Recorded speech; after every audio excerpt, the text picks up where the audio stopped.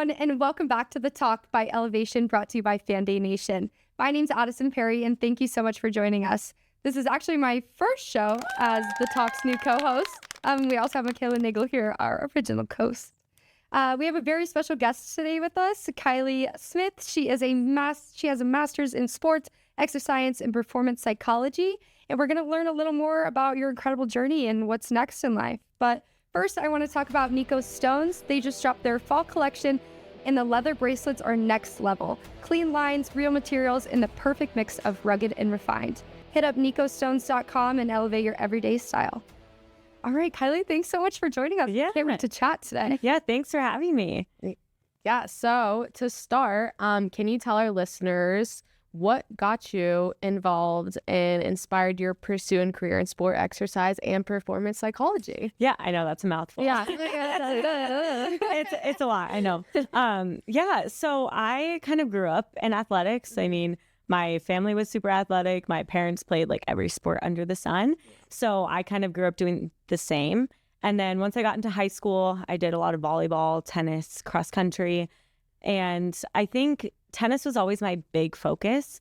And once I kind of had a step from a doubles role to more of a singles role, so like being the only person on the court in my own head, like with my own thoughts, I was like, dang, I actually have to like work on my mental side a little bit. Like I am losing some confidence. I don't think I can play with some of these big players that there are at state or whatever. So I started to notice like myself questioning that side of things kind of in high school.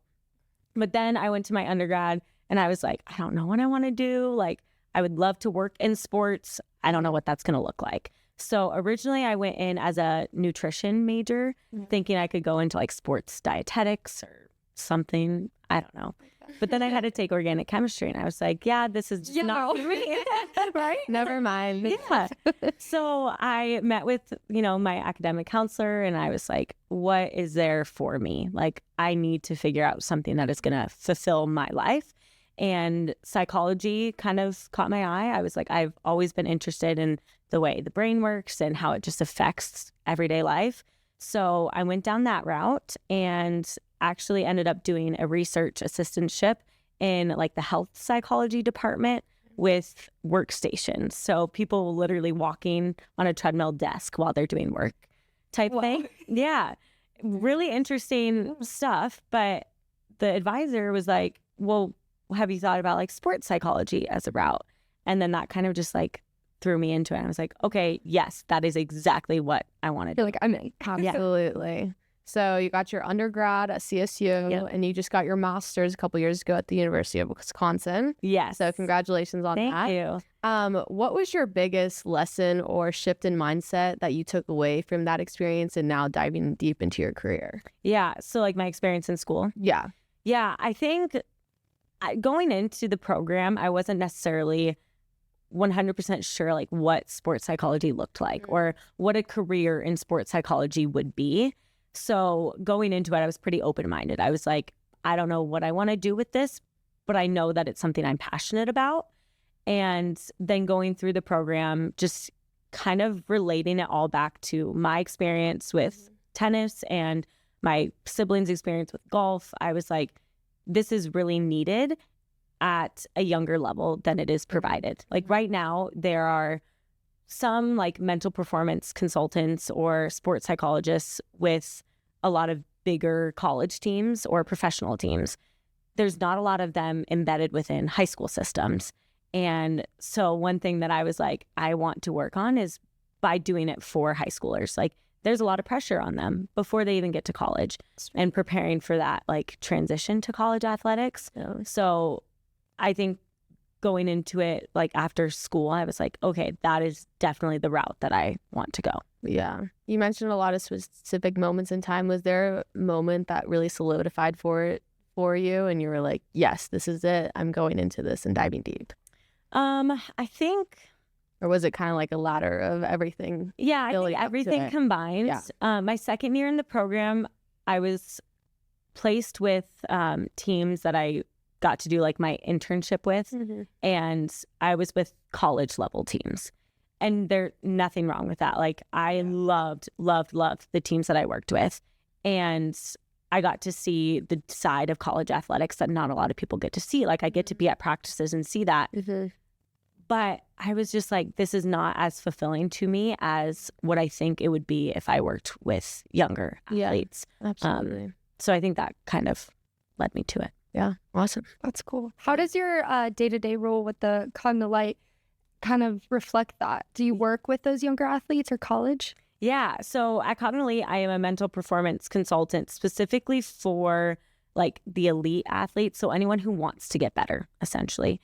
And a lot of them are high schoolers. So that has been really cool for me to start working with younger populations.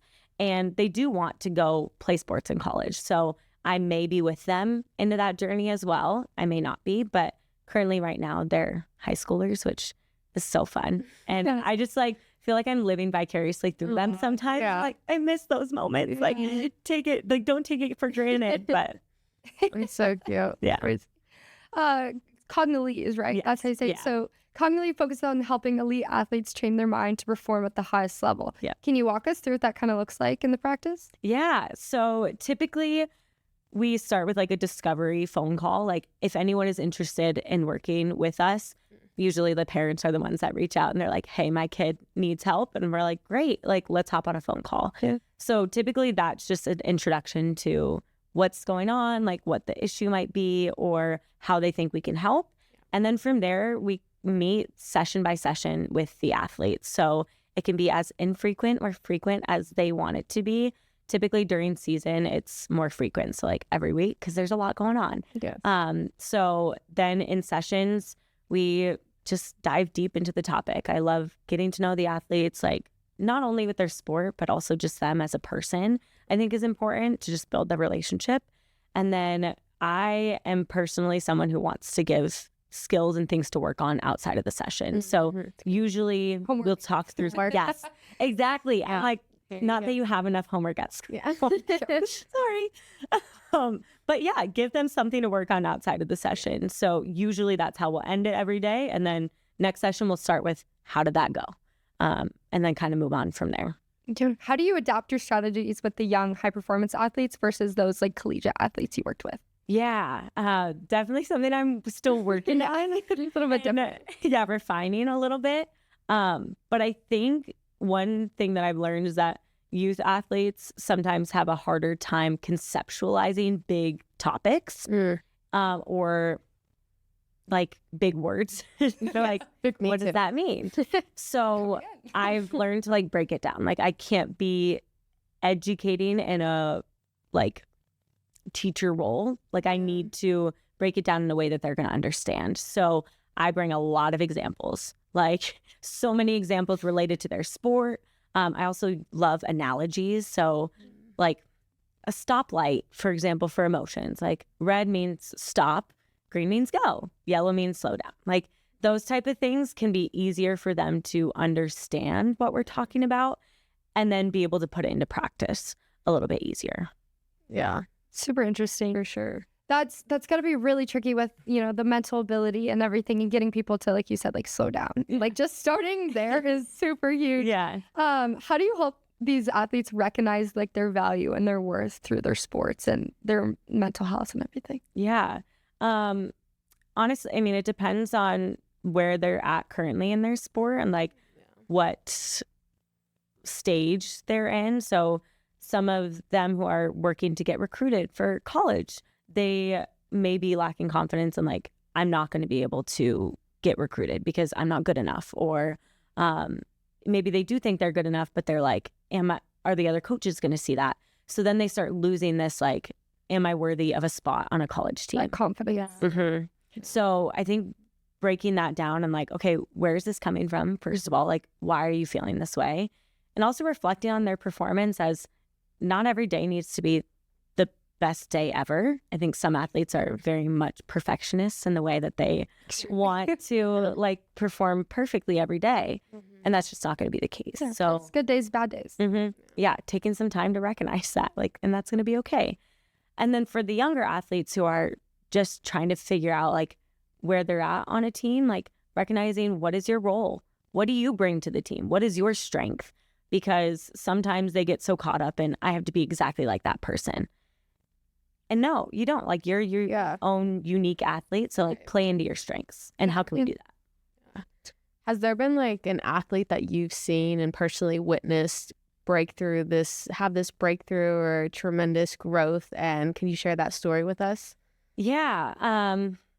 So this one athlete that I go back to a lot she was part of my internship. Okay. So I haven't necessarily worked with her recently, but it is one that just like makes me feel confident as a consultant. And so I always like to reflect on it. But she had like tore her ACL playing soccer.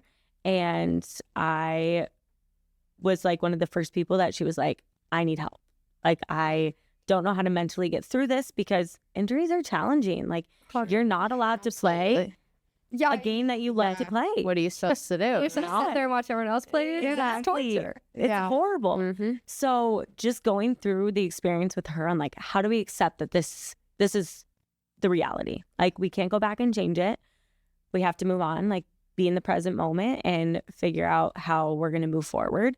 And then as I watched her like throughout her experience, like if you know any competitive athletes, like they are, okay, I have a goal, I'm going to go get it. Mm-hmm. And just helping her through that whole experience on reaching her goal. And now she's like back to playing and I get to watch that. Like, now I'm not there physically, but like watching online or live streams and just seeing how much growth has happened for her and seeing her like be excited about playing again is such a cool and rewarding experience. Yeah.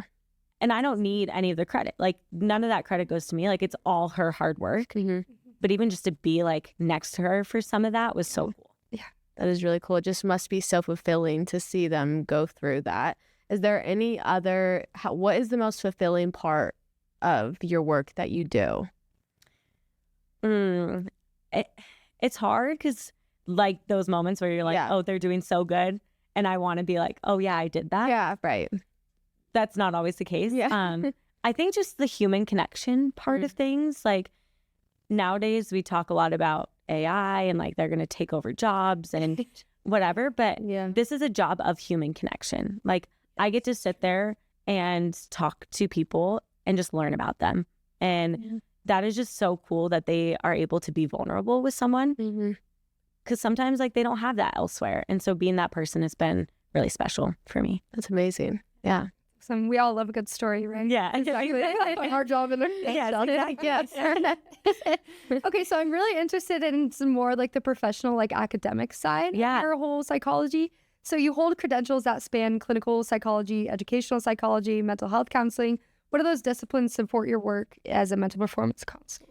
Yeah. So the one thing that I learned a lot going into school is like at a master's level in sports psychology, I cannot necessarily like call myself a psychologist because I'm not licensed at a PhD or doctorate level. So at the level that I'm at, I can obviously do like the consulting part as long as I'm being upfront that like I am a mental performance consultant. I'm not a psychologist type thing. But currently I'm working to get my certification as a certified mental performance consultant. So it's a credential through the Association of Sports Psychology, which means nothing to most people. But in the world of sports psychology, it's like that is just what you want to get to be able to like be the highest professional you can be. So outside of school, like school kind of prepared me for that. But now I have to do a certain amount of hours mentored through like someone who has already gotten their CMPC. They have to oversee all the work I'm doing, make sure that I'm doing it at like an ethical and professional level. And then I get to sit for the exam once I'm done with all 400 hours. And then I'll have my CMPC after that, which is something I've been working towards for a while. So I'm really excited to be done with it. That's awesome. Congrats. What do you think the difference in your career will be like after you have that certificate? I think mostly just being able to represent myself more professionally, if that makes sense. Like, I feel like now I'm still learning and I will always be learning. But I still feel like a student sometimes, like that people are like, okay, she hasn't gotten this yet, so she doesn't know what she's talking about. And I don't like feeling that way. Yeah, Right. degrades you. Yeah. I don't like feeling inferior in any way. So I think once I'm able to like prove to myself that I put in all this work and it's leading to something, I think it'll just make me feel like an even better professional in the field. Yeah, That's awesome. absolutely. Well, you're doing great so far. You're killing it. Just going into athletes and media training, and you work a lot on the mental health side, and that just plays a big role into athletes in the world today. Yeah. Because they're also public figures. So how important is media training for athletes, especially on the younger level? Yeah, I think it's so important, mostly because none of them have either thought that they have to be on media or Right. they don't have experience with it. Parents don't have experience with it. So having some time to like take a step back and learn how to effectively communicate. Like, what happens when someone asks you a question? Are you looking at the ground, walking away, or can you hold a conversation? Like, those are important things to learn, not only as an athlete, but just as a human in general. So learning about that effective communication and also like how you represent yourself on social media matters. And especially like right now, lacrosse is going through the recruiting process. So people are posting that they've committed and some people haven't committed yet. And they see those posts and they're like, well, should I be in that situation? Or they compare themselves to others. So also recognizing that social media has this like benefits and also costs. So how can we balance that? How can we use it as a tool to grow you as an athlete and grow your brand while also not letting it affect like how you feel about yourself? Yeah. Also, just from a mental performance perspective, how can preparing athletes for interviews, press conferences, and social media interactions help with their mental well-being? Not even like seeing other people, what they post, but what their selves on the internet look like and are doing. Yeah. I think emotions have a big play in this, because if, let's say, they're asked for an after post-game interview or something and they did not have their best game and now they are expected to go speak in front of however many people, that is a hard thing to go into. Like, you want to take a second to digest the game that you just had, and now you have to go talk to somebody about like put on a face. And you don't want to be fake, but you also don't want to be crying on television. Right. And so kind of compartmentalizing, when are the moments that you get to just be with yourself and like allow yourself to feel these emotions, and when are the times that you need to be prepared to talk to adults and talk to an audience that you need to show some sort of face in some way. Make their brand. Yes, exactly. Because you make one mistake on social media and it'll blow up. And it's there forever too. Do you ever have those conversations with some of your athletes that you have? Not like very specifically related to their brand or like social media, but a lot of it comes into like the comparison part of things, or should I be doing more, or are coaches going to see me if like I post this reel? So there is that side of thing. Most of like the high schoolers don't really do a lot of like post-game interviews or whatever. So that hasn't necessarily come up. Do you see media training as becoming more popular in the future, especially with the high school students? Yes, because now I feel like everyone is talking about getting recruited all the time, and it's just a big deal in high school sports. So I think it's definitely not talked about enough, and it should be. Absolutely. So what's next? Are there any specific goals, plans that you're excited for in the next few years? Yeah, I mean, getting my CMPC hopefully so soon. I should be finishing up my hours by the end of the year. That's like the hope. So yeah, that's my big professional goal, is to get that as soon as I can.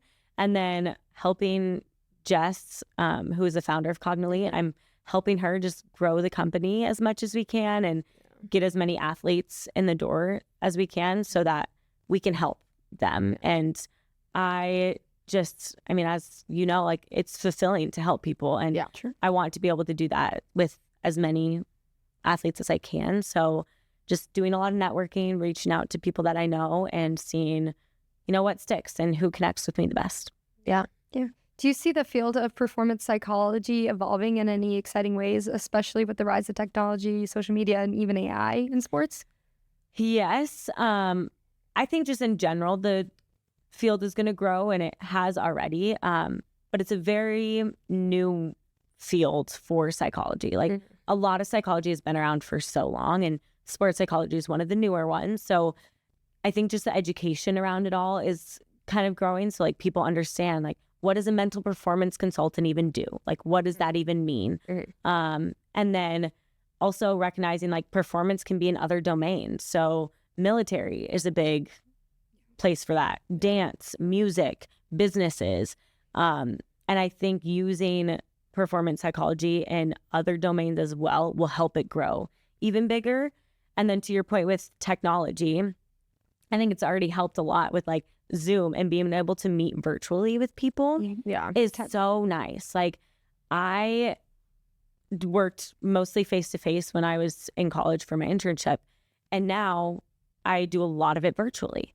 And I get to meet with people from all across the country, like Pacific time, Eastern time, here. And just the fact that you can do that is incredible. So I can only imagine that, you know, technology will help with that even more. Absolutely. It's just going to grow even further. For our listeners or whoever wants to else get into this world, what advice would you give someone who wants to be in the sports and performance psychology world? Yeah. One, do your research. I wish I would have known a little bit more about it before going into school, because you do commit time in school to like learning about this stuff, and you can't really take that time back. Yeah. But also like try things out. Like school is a time to just figure out like what fits best. So whether it's collegiate athletes or high school athletes or youth athletes, and the way you run sessions. So like I mentioned, I love giving homework. I love giving them an action plan. Some people like to just sit there and talk and like be a human for an hour. And that's also great. So like figuring out like what shoe fits the best for you. And also just make relationships with coaches, people. Like now that I'm back in Colorado, the amount of coaches I've reached out to that I worked with in the past, or clubs that I've played for in the past that have led to now clients, has been incredible. So create those connections early with the people that they know. Networking. Yeah. It'll help in the long run. Exactly. It's huge. Yeah. It's all about who you know nowadays. Yes. Yeah. Which sucks a little bit, but also. Just a little. Yeah. What's a myth or misunderstanding about mental performance coaching you wish people understood?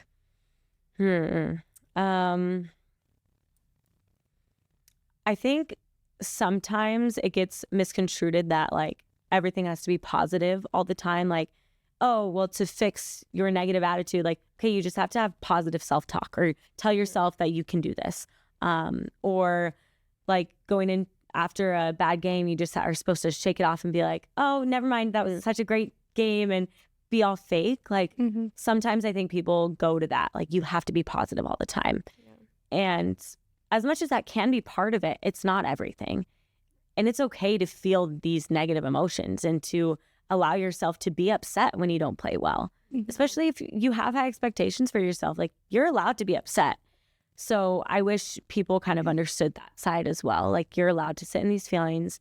You are allowed to feel the way you're feeling. And then we can also work on changing your relationship with maybe the thoughts you're having, or the attitude you have, or like the negative relationship you have with your teammates. Like that can also be a thing. So yeah, it's not always kumbaya. Yes, absolutely. Before I ask the last question, can you tell people where to find you guys on social media, websites, anything like that? Yeah. So the website is just CognElite.com. So COGNELITE. Cog is like for the mental, and then elite for the elite athletes, which I think is really cool. That is cool. And then Instagram is also just CognElite. Simple as that, which is nice. And yeah, our emails and phone number are all on the website as well. So you can just reach out there. Okay. So there you have it, guys. Yeah. And last question for you, Kylie, is how do you want to be remembered? Oh, big big question. I actually ask this to my athletes a lot. Like when we talk about values, like how do you want to show yourself as an athlete? So it's interesting now, like roles reversed. Yeah, now you have to answer. I think just as like a very authentic and genuine human being. Like I want people to know that I care a lot just by like meeting me, and I always try to like have a smile on my face, like be as friendly as I can and create the relationships that I can, which is why I'm in a field like this. And so if I can just impact like one person by being an authentic and genuine self, then that's all I need. Yeah, absolutely. Heartwarming. Yes, thank you. Well, thank you, Kylie, so much. That was so much awesome information that we could give our fans, and I hope people learned something, because I know I did. Yeah. Thank you so much. I appreciate you taking time for this.